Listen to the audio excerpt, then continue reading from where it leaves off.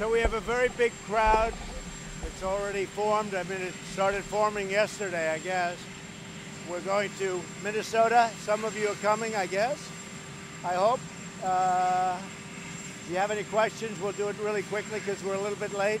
On TikTok, will you sign off on a deal that leaves ByteDance as the majority owner? Well, we're going to take a look. They're going to be showing me everything in a little while on TikTok. And we have some great companies want to buy it.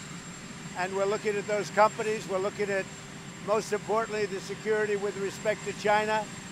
And we're going to make a fairly fast decision. I don't think we have to delay it too much, but we have some great companies and some very great interests. It's a, it's a pretty incredible asset.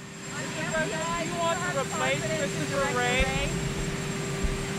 Well, you're asking me a question. I disagreed with him on those, I think, very important points. Obviously, China is at the top of the list.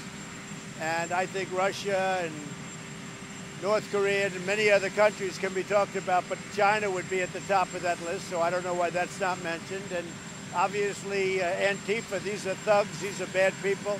These are people that hurt a lot of people, a lot of good people.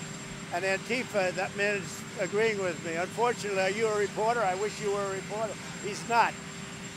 He's a good person, but he's back there shaking his head. Yes, the fact is that Antifa is a bad group, and they're criminals, and they're anarchists, and they're agitators, and they're looters and rioters and everything else. They're bad.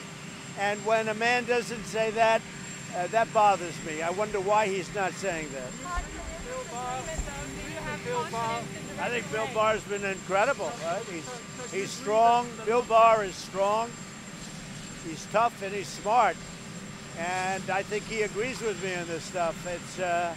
He sees what's happening with certain locations. Now, we can clean it out if the Democrat governors who are just weak or something's wrong, they're weak on crime, they don't even want to mention the words law and order. If they called us, like in Portland, we would have that situation taken care of in a half an hour.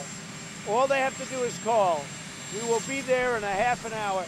Seattle only got straightened out because they knew we were going in there the following morning. We were all set to go. They immediately raised their hands. They gave up.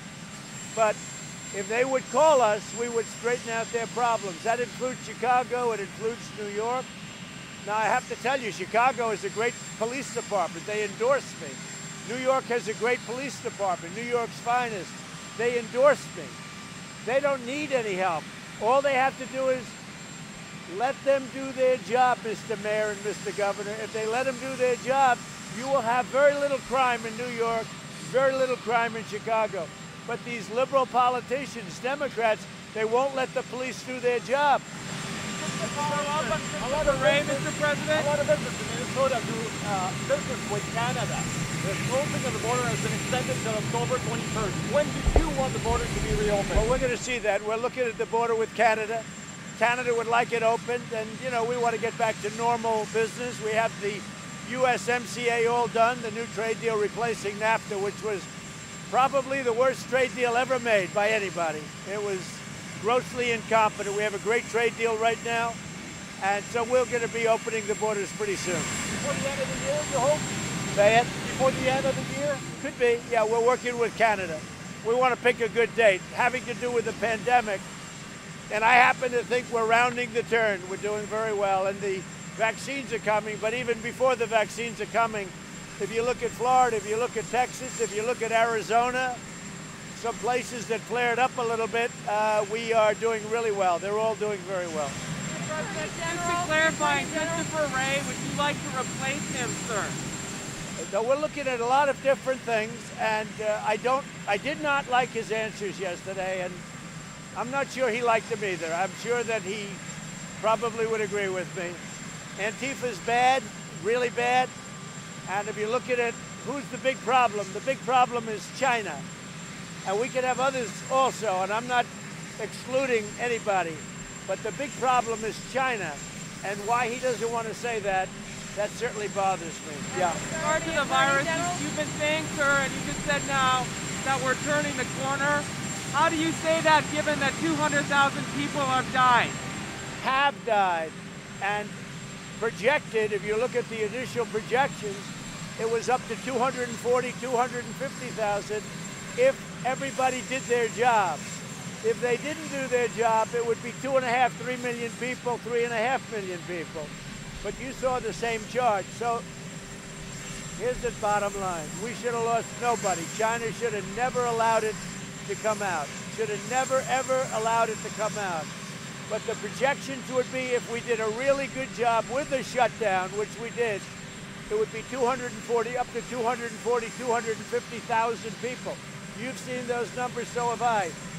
If we didn't do our job, it would be 3.5, 2.5, maybe 3 million people, We have done a phenomenal job with respect to COVID-19. We have done a job that was incredible. Look at the other side of it.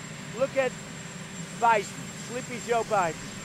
He had a thing called swine flu. It was a disaster, much easier to handle, much less severe, but it was a disaster. And his own man that was in charge of it said it was a nightmare, it was a disaster, they did a poor job, they didn't know what they were doing. Joe Biden doesn't have a clue. All he does is criticize. We've done an incredible job, whether it's the vaccines which are coming, the therapeutics which are already here, they're already here. They've started, remdesivir and others. The plasma is working out incredibly well. Look at what happens. Look how much better people do if they do have to go and they do end up in serious condition. Look at how much better they're doing now because of what we've done therapeutically. It's been amazing. The numbers are amazing. We've done a great job. But then you have to take a look at swine flu, H1N1, okay, which Biden calls N1H1 because he doesn't know the name. The H comes before the N. It's very easy to remember. You take a look at the job he did where his own people and the man that was in charge said it was a total disaster, and worse than that. And they got very, very poor marks. We have done an incredible job. Throughout the world, I get called by prime ministers and presidents saying, sir, the job you've done is amazing. On testing, I'll give you a whole list. On testing, we have the greatest testing anywhere in the world. We're, I think, 60 million tests more than India, 1.5 billion people. Nobody has done the job that we've done. All right, thank you very much, everybody. Thank you.